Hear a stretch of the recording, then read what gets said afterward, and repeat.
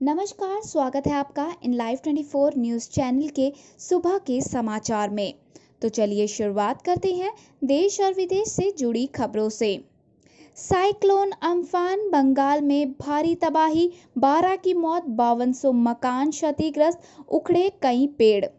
बंगाल की खाड़ी में उठा तूफान अम्फान बुधवार दोपहर करीब 2:30 बजे बंगाल के दीघा और बांग्लादेश के हाथिया के बीच कहर बरपाता हुआ तट से टकरा गया। इस दौरान हवा की गति 190 किलोमीटर प्रति घंटे तक थी। बंगाल में तूफान ने भारी तबाही मचाई है। चक्रवात की चपेट में आने से 12 लोगों की मौत हो चुकी है। कई लोगों के घायल होने की भी सूचना है। हजारों पेड़ उखड़ गए। तेज हवा और भारी बारिश के कारण भारी नुकसान हुआ है। कच्चे मकानों के साथ साथ कोलकाता समेत कई इलाकों में कई पुरानी पक्की इमारतें भी धराशायी हो गई। रिपोर्टों के मुताबिक उत्तरी 24 परगना जिले में करीब 5200 घरों को क्षति पहुंची है। साथ ही ताज़ा खबर मिलने तक ये सूचना आई है कि अगले 3 घंटे में तूफान के कमज़ोर होने की आशंका है। पश्चिम बंगाल अम्फान की वजह से कोलकाता के कई हिस्सों में पेड़ उखड़ गए और जल भराव भी हो गया। मौसम विभाग के अनुसार अगले 3 घंटे के दौरान चक्रवात के कमज़ोर होने की संभावना है। साथ ही कोलकाता एयरपोर्ट रोड पर एनडीआरएफ के कर्मियों द्वारा सड़कों से टूटे हुए पेड़ों को हटाया जा रहा है। वहीं पश्चिम बंगाल की सीएम ममता बनर्जी ने बताया कि बुधवार देर रात तक मिली जानकारी के मुताबिक कम से कम 12 लोगों की जान गई है। कई इलाकों में भारी तबाही हुई है। संचार व्यवस्था बुरी तरह प्रभावित है। सबसे ज्यादा प्रभावित इलाकों में पहुंच नहीं बन सकी है, इसलिए नुकसान का वास्तविक आकलन बृहस्पतिवार को ही हो सकेगा। बनर्जी ने आगे कहा कि हम कोरोना महामारी से ज्यादा नुकसान इस चक्रवात के कारण झेल रहे हैं। जूम ऐप पर प्रतिबंध के लिए सुप्रीम कोर्ट में याचिका, निजता के अधिकार हनन का लगाया आरोप। वीडियो कॉलिंग ऐप जूम पर प्रतिबंध लगाने के लिए सुप्रीम कोर्ट में एक जनहित याचिका दाखिल की गई है। याचिका में निजता को अधिकार का हवाला देते हुए कोर्ट से आग्रह किया है कि वो केंद्र को इस ऐप पर तब तक प्रतिबंध लगाने का निर्देश दे जब तक कि कोई उचित कानून नहीं बन जाता।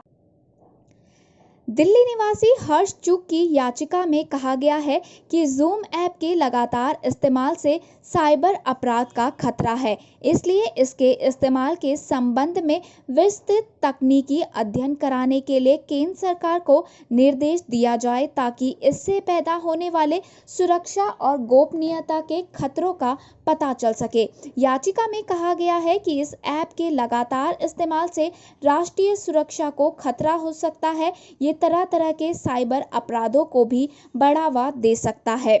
याचिका के अनुसार कोविड-19 महामारी से उपभोक्ता, कारोबारी और स्कूलों के संवाद में जबरदस्त बदलाव आया है। अब लोग हाथ बढ़ाने की बजाय जूम के माध्यम से संपर्क स्थापित कर रहे हैं। जूम लाखों उपभोक्ताओं की व्यक्तिगत सूचनाओं का दुरुपयोग करके निजता के अधिकार का हनन कर रहा है। याचिका में जूम पर उपभोक्ताओं का निजी डाटा और फाइलों का संग्रह करने का भी आरोप लगाया गया है। 1 जून से चलने वाली पैसेंजर ट्रेनों की सूची हुई जारी।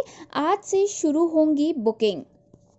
रेलवे ने 1 जून से चलने वाली 100 जोड़ी यात्री ट्रेनों की सूची जारी कर दी है। इनके लिए टिकट की बुकिंग गुरुवार सुबह 10 बजे से शुरू हो जाएंगी। टिकट की बुकिंग केवल IRCTC की वेबसाइट या ऐप से ही होगी। कोई भी स्टेशन काउंटर नहीं खुलेगा। रेलवे ने ये भी स्पष्ट किया है कि इनमें AC, नॉन AC और जनरल सभी तरह के कोच होंगे। मंगलवार को केवल नॉन AC ट्रेनों के चलने की बात कही गई थी। रेलवे की ओर से जारी सूची में दुरंतो, संपर्क क्रांति, जनशताब्दी और पूर्वा एक्सप्रेस जैसी ट्रेनों के नाम है। रेलवे ने साथ ही स्पष्ट किया है कि बिना रिजर्वेशन के यात्रा की अनुमति नहीं होगी। जनरल कोच के लिए भी टिकट बुक किया जाएगा। इसके लिए यात्री को सेकंड सीटिंग का किराया देना होगा और उसे एक आरक्षित सीट मिलेगी। अन्य सभी श्रेणी में किराया सामान्य ट्रेनों जैसा ही रहेगा। इन ट्रेनों में अधिकतम 30 दिन आगे तक का टिकट लेने की अनुमति होगी। वेटिंग और आरएसी का टिकट भी नियमानुसार मिलेगा, लेकिन वेटिंग वालों को यात्रा की अनुमति नहीं दी जाएगी। तत्काल ऐप प्रीमियम तत्काल बुकिंग की अनुमति नहीं होगी। 25 मई से शुरू होंगी घरेलू उड़ानें, एयरपोर्ट और एयरलाइनों को तैयारी करने के दिए गए निर्देश। कोरोना संकट के कारण 2 महीने के लॉकडाउन के बाद 25 मई से घरेलू उड़ानें एक बार फिर से शुरू होंगी। नागरिक उड्डयन मंत्री हरदीप सिंह पुरी ने ये घोषणा करते हुए सभी एयरपोर्ट और एयरलाइनों को तैयार रहने को कहा है। सरकार के इस फैसले से पिछले 2 महीने से लॉकडाउन में फंसे लोगों को बड़ी राहत मिली है। नागरिक उड्डयन मंत्री हरदीप सिंह पुरी ने कहा, घरेलू नियमित कमर्शियल उड़ानें 25 मई सोमवार से शुरू हो जाएंगी। इसके लिए सभी एयरपोर्ट और एयरलाइनों को इसके लिए तैयार रहने को कहा गया है। फिलहाल सीमित उड़ानों को ही इजाजत दी जाएगी, लेकिन पुरी ने इंटरनेशनल फ्लाइटों की नियमित उड़ानों के शुरू होने के बारे में फिलहाल कुछ नहीं कहा है। दरअसल कोरोना वायरस के बढ़ते प्रकोप पर काबू पाने के लिए एहतियात के तौर पर सभी घरेलू व अंतर्राष्ट्रीय उड़ानें लॉकडाउन की घोषणा के साथ ही 25 मार्च से बंद करा दी गई थी। दो पक्षों में हिंसक झड़प के दौरान समस्तीपुर के इंजीनियरिंग के छात्र की पीट कर हत्या, पुलिस पर भी किया गया हमला। मुजफ्फरपुर में सकरा थाना क्षेत्र के रघुनाथपुर दोनमा गांव में बुधवार की शाम दो पक्षों के बीच हिंसक झड़प हो गई। इसमें बहनोई के घर आए समस्तीपुर के इंजीनियरिंग के छात्र की पीट कर हत्या कर दी गई। बचाने के दौरान छात्र की बहन आंगनबाड़ी सेविका समेत 4 ग्रामीण भी घायल हो गए। बवाल के दौरान गोलीबारी भी हुई। सूचना पर पहुंची पुलिस पर पक्षपात का आरोप लगाते हुए भीड़ ने हमला कर दिया। दोनों ओर से जमकर मारपीट और रोड़ेबाजी हुई। इससे दरोगा समेत दर्जन भर लोग घायल हो गए। आरोप है कि पुलिस की ओर से भी फायरिंग की गई। मरने वाले छात्र की पहचान समस्तीपुर जिला के दूधपुरा गांव के ओम प्रकाश गुप्ता के पुत्र धर्मेंद्र कुमार के रूप में हुई है। वो सकरा के रघुनाथपुर दोनमा गांव के राजू गुप्ता के घर आकर कुछ दिनों से रुका था। उसकी बहन अमृता कुमारी आंगनबाड़ी सेविका है। गाजियाबाद फिर से रेड जोन में, नोएडा में 31 मई तक बढ़ा धारा 144। उत्तर प्रदेश शासन की ओर से बुधवार को जारी किए गए दिशा निर्देश में गाजियाबाद को फिर से रेड जोन में डाल दिया गया है। यूपी के प्रमुख सचिव अमित मोहन प्रसाद की ओर से जारी निर्देश में कहा गया है कि उक्त मानकों के दृष्टिगत तथा संक्रमण की स्थिति का आकलन करने के पश्चात जनपद आगरा, मेरठ, कानपुर नगर, गौतम बुद्ध नगर और गाजियाबाद के नगरीय क्षेत्र को रेड जोन में वर्गीकृत किया जाता है।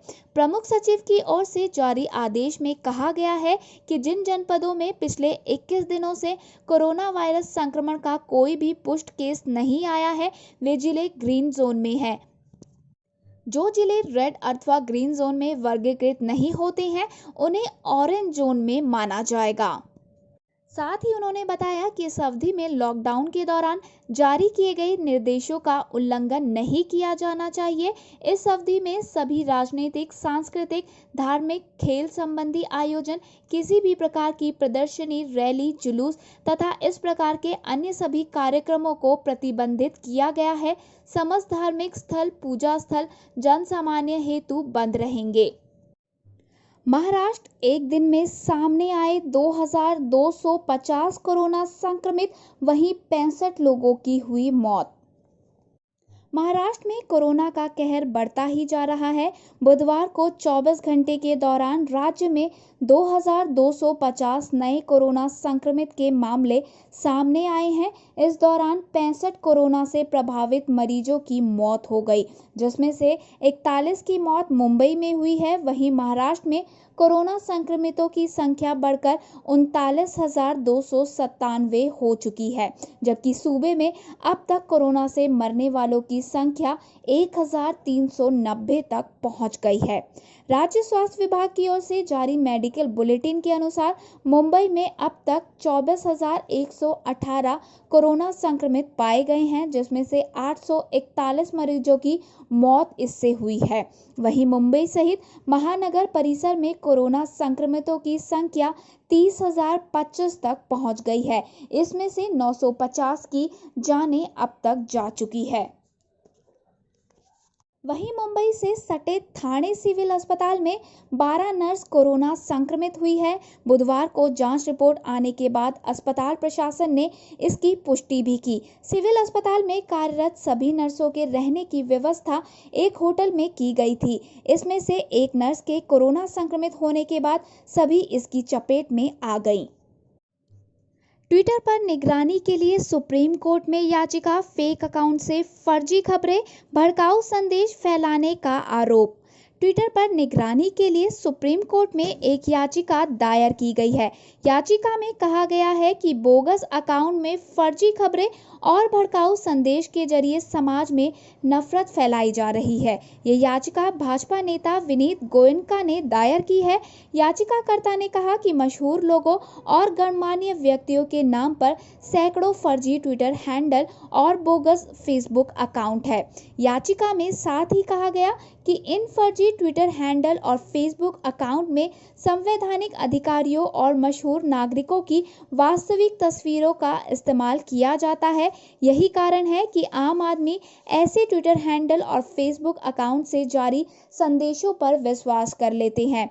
फर्जी अकाउंट जातिवाद और हिंसा भड़काने में इस्तेमाल किए जाते हैं, जो देश की एकता के लिए खतरा पैदा करते हैं।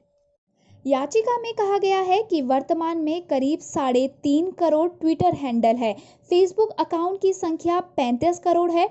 विशेषज्ञों का मानना है कि इनमें से करीब 10% ट्विटर हैंडल और 10% फेसबुक अकाउंट डुप्लीकेट, बोगस, फर्जी हैं। चलिए अब एक नज़र डाल लेते हैं आज के कोरोना आंकड़ों पर।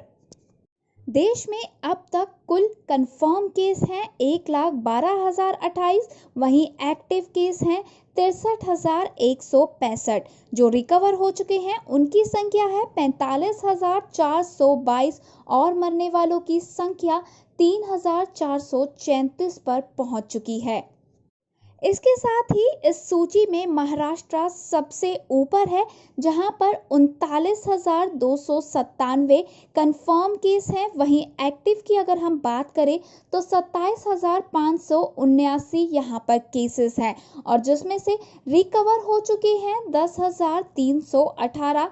वहीं मरने वालों की संख्या 1,390 है। दूसरे नंबर पर है तमिलनाडु। यहाँ पर कंफर्म केस हैं 13,191। एक्टिव केस की बात करें तो 7,221। रिकवर हो चुके हैं 5,882 और मरने वालों की संख्या पहुंच चुकी है 88 पर। गुजरात है तीसरे नंबर पर। यहाँ पर कुल कंफर्म केस है 12,539। एक्टिव केस हैं 6,571। रिकवर हो चुके हैं 5,219 और मरने वालों की संख्या है 749। चौथे नंबर पे है दिल्ली।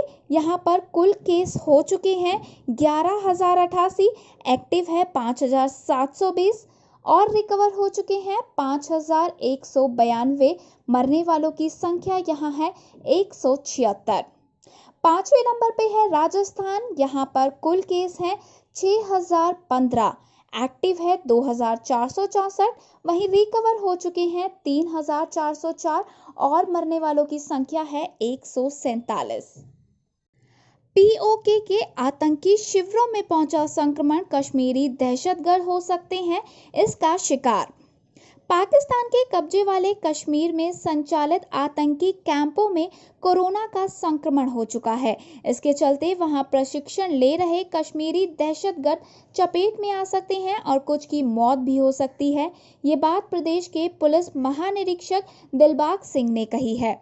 दिलबाग सिंह ने एक फोन कॉल का हवाला देते हुए आशंका जताई कि हताश आतंकवादी घुसपैठ करने और घाटी में घातक वायरस को फैलाने की कोशिश करेंगे। डीजीपी का ये बयान खुफिया एजेंसियों के उस रहस्योद्घाटन के बाद आया है जिसमें एजेंसियों ने कहा था कि पाकिस्तान कोरोना संक्रमित आतंकवादियों को कश्मीर में धकेल रहा है। साथ ही ऐसी खबरें हैं कि पाकिस्तान के एक कैंप में प्रशिक्षण प्राप्त कर रहे आतंकी ने कश्मीर में रह रहे अपने परिवार के सदस्यों को फोन कर बताया था कि वहां कुछ लोग संक्रमण की चपेट में आ चुके हैं। डीजीपी ने कहा कि कोरोना महामारी के कारण भीड़ से बचने के लिए आतंकियों के शव दफनाने की प्रक्रिया को बदल दिया गया है। शवों को भीड़ से दूर दफनाया जा रहा है। वहीं डीजीपी पुलिस दिलबाग सिंह ने बुधवार को श्रीनगर सेक्टर सीआरपीएफ मुख्यालय निशात और दक्षिण कश्मीर के अनंतनाग के उरन हाल स्थित डीआईजी सीआरपीएफ 90वें बटालियन का दौरा किया। इस दौरान उन्होंने पुलिस और सीआरपीएफ के वरिष्ठ अधिकारियों के साथ सुरक्षा और कोरोना वायरस की स्थिति से निपटने के लिए किए गए प्रबंधों का जायजा लिया। भूकंप के झटकों से हिला नेपाल, रिक्टर स्केल पर मापी गई 3.4 की तीव्रता। नेपाल के भक्तपुर जिले के अनंतलिंगेश्वर के आसपास गुरुवार सुबह 8:14 पर भूकंप के झटके महसूस किए गए। रिक्टर स्केल पर इस भूकंप की तीव्रता 3.4 मापी गई। नेपाल के राष्ट्रीय भूकंप केंद्र ने इस बात की जानकारी दी है। भूकंप से अभी तक किसी तरह के जान माल के नुकसान की खबर नहीं है। बताया गया है कि भूकंप के झटकों के चलते लोग घरों से बाहर निकल आए, वहीं कुछ लोग घरों में ही सुरक्षित जगह पर चले गए। गौरतलब है कि साल 2015 के अप्रैल महीने में आए भूकंप से नेपाल में जान माल का भारी नुकसान हुआ था। इस त्रासदी में 9,000 से ज्यादा लोगों ने अपनी जान गंवाई थी और लगभग 22,000 लोग घायल हुए थे। लेकिन आज के भूकंप से किसी भी तरह के जानमाल का कोई नुकसान नहीं आया है। यूएस स्पेशल रिप्रेजेंटेटिव खलीलजाद ने अफगान के राष्ट्रपति से की मुलाकात। शांति वार्ता की अगली प्रक्रिया पर हुई बातचीत। अफगानिस्तान के सुलह के लिए अमेरिका के विशेष प्रतिनिधि ने जलमाए खलीलजाद ने अफगान के राष्ट्रपति से अशरफ गनी से मुलाकात की। इस मुलाकात का लक्ष्य शांति प्रक्रिया के अगले कदमों पर चर्चा करना रहा। बुधवार को राष्ट्रपति भवन की तरफ से जारी किए बयान में ये जानकारी दी गई। टोलो न्यूज ने प्रेसिडेंशियल प्लेस का हवाला देते हुए बताया कि गनी और खलीलजाद ने सीज फायर और इंट्रा अफगान वार्ता के चलते हिंसा में आई कमी पर जोर दिया। स्पुतनिक के अनुसार बयान में कहा गया कि दोनों पक्षों ने शांति प्रक्रिया में अगले कदम पर चर्चा की और आमने सामने की तालिबान के साथ वार्ता के करने पर संघर्ष विराम करने पर बल दिया है। अमेरिका की शीर्ष अधिकारी ने कहा, कोरोना के बाद की दुनिया में भारत के लिए बढ़ेंगी संभावनाएं। एक वरिष्ठ अमेरिकी राजनयिक ने कहा है कि कोरोना के बाद की दुनिया में भारत की संभावनाएं बढ़ेगी और ये भारत को एक अवसर प्रदान करेगा। उनका कहना है कि ऐसा इसलिए होगा क्योंकि दुनिया के सभी देश अपनी सप्लाई चेन में विविधता लाने की कोशिश कर रहे हैं। हालांकि मध्य और दक्षिण एशिया के लिए अमेरिकी विदेश विभाग की शीर्ष अधिकारी एलिस जी वेल्स ने कहा है कि ऐसा करने के लिए भारत को एक संरक्षित बाजार से बदलकर खुद को एक खुला बाजार बनाने की जरूरत है। वेल्स ने संवाददाताओं के साथ एक कॉन्फ्रेंस कॉल के दौरान कहा कि महामारी के बाद के माहौल में देश थोड़ा बहुत वैश्वीकरण और सबसे महत्वपूर्ण उत्पादन के खतरे को देख रहे हैं। ऐसे भी सभी देश अपने सप्लाई चेन में विविधता लाने की कोशिश कर रहे हैं, जो एक बहुत ही जोरदार प्रयास है। वेल्स ने कहा कि ये भारत के लिए अधिक खुली और स्वागत योग्य नीतियों की अपनाकर टैरिफ को कम करने और नीतियों को स्वागत करने का एक वास्तविक मौका है, जो विनिर्माण कंपनियों के वैश्विक आपूर्ति श्रृंखला का हिस्सा बनाने की अवसर देता है। व्हाइट हाउस ने पेश की चीन के खिलाफ रिपोर्ट, घातक गतिविधियों का लगाया गया आरोप। कोरोना वायरस से निपटने के लिए चीन के खिलाफ अपनी कठोर बयानबाजी से परे व्हाइट हाउस ने बुधवार को बीजिंग की शिकारी आर्थिक नीतियों, सैन्य निर्माण, विघटन अभियानों और मानवाधिकारों के उल्लंघन पर व्यापक पैमाने पर हमला जारी किया है। तख्तापलट की कोशिशों के बीच यूएन की वेनेजुएला के राजनेताओं से अपील, गंभीरता से बातचीत करें शुरू। संयुक्त राष्ट्र ने बुधवार को वेनेजुएला में तख्तापलट की कोशिशों के बीच देश के प्रतिद्वंदी राजनेताओं को गंभीरता से बातचीत शुरू करने की अपील की। संयुक्त राष्ट्र के राजनीतिक प्रमुख रोजमेरी डिकैलो ने संयुक्त राष्ट्र सुरक्षा परिषद को बताया कि महासचिव एंटोनियो गुटेरेस ने बार बार बातचीत से समाधान निकालने के लिए कहा है और यूएन इस बात को लेकर आश्वस्त है कि वेनेजुएला के मुख्य राजनीतिक नेताओं के बीच समाधान के लिए एक वास्तविक बातचीत ही एकमात्र रास्ता है। बता दें कि पिछले दिनों वेनेजुएला के राष्ट्रपति निकोलस मादुरो ने बताया था कि 3 मई को उनकी सेना ने घुसपैठ की कोशिश को नाकाम कर दिया। घुसपैठियों में 2 अमेरिकी भी थे। उनका लक्ष्य राष्ट्रपति को पकड़ना था। अधिकारियों ने 40 से अधिक लोगों की गिरफ्तारी की सूचना दी। अमेरिका पर करीब 1 साल से वेनेजुएला में तख्तापलट करने की कोशिश करने के आरोप लग रहे हैं। धन्यवाद। आगे की और खबरों के लिए बने रहिए हमारे साथ इन लाइव 24 न्यूज़ चैनल में। और अगर आपको हमारी ये वीडियो पसंद आई हो तो प्लीज़ लाइक और दोस्तों के साथ शेयर ज़रूर करें। और जाने से पहले अगर आपने हमारे चैनल को अभी तक सब्सक्राइब नहीं किया है तो कृपया कर लें और साथ ही बने बेल आइकन को प्रेस करना ना भूलिएगा।